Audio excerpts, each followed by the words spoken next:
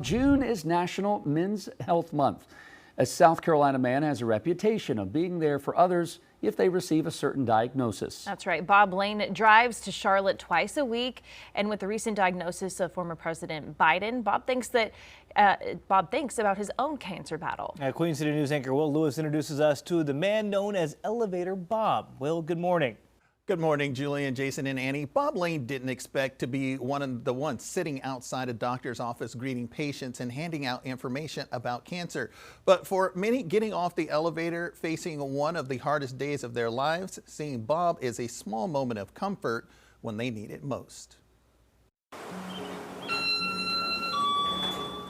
His office is a hallway filled with pamphlets, a mug, and notes of every man he has spoken with. It's not an easy road, but it's a lot easier than not driving the road. The same road. I've had it twice. We're 2 for 2. Bob Lane started on 11 years ago. Bob was first diagnosed with prostate cancer in May of 2014. I started crying like a baby. I was in a car and driving to a meeting 4 hours from home, and I was 3 hours into the drive, and I was pulled over and cried for about 20 minutes. It came back in 2017. That wasn't real pleasant. That was, to hear that it's back. I've heard stories all my life of people who beat cancer, then it comes back and then they're gone. Bob is not gone.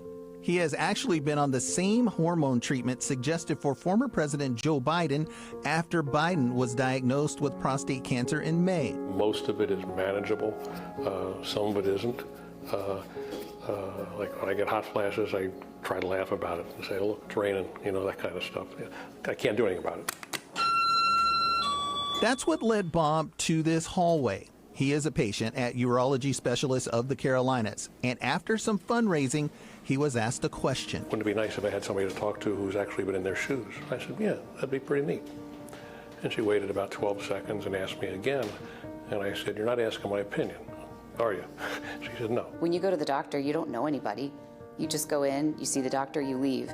Now there's a friendly face, there's another patient who's doing well. Bob has been that friendly face for a lot of men. He's affectionately known as Elevator Bob, the first face you see getting off of the elevator for an appointment, and sometimes the last smile when leaving. We can't talk to Bob about a patient, but the patient can talk to Bob about themselves. So we just encourage people to stop by and say hello. He gives them his information, and then they make that connection as much or as little as they want. It's a connection that Bob cherishes each day. He's helped connect people with everything from finances to treatment. He has a story just like they have a story, and everybody's different. Everybody's different, and so that's what support looks like. Support that starts with the opening of a door and a kind word of encouragement about options available, as long as you know the proper testing. Knowledge is power. I think a lot of people are scared to get that information, but if you catch things early, you have many more options than if you catch it late. But there are still options.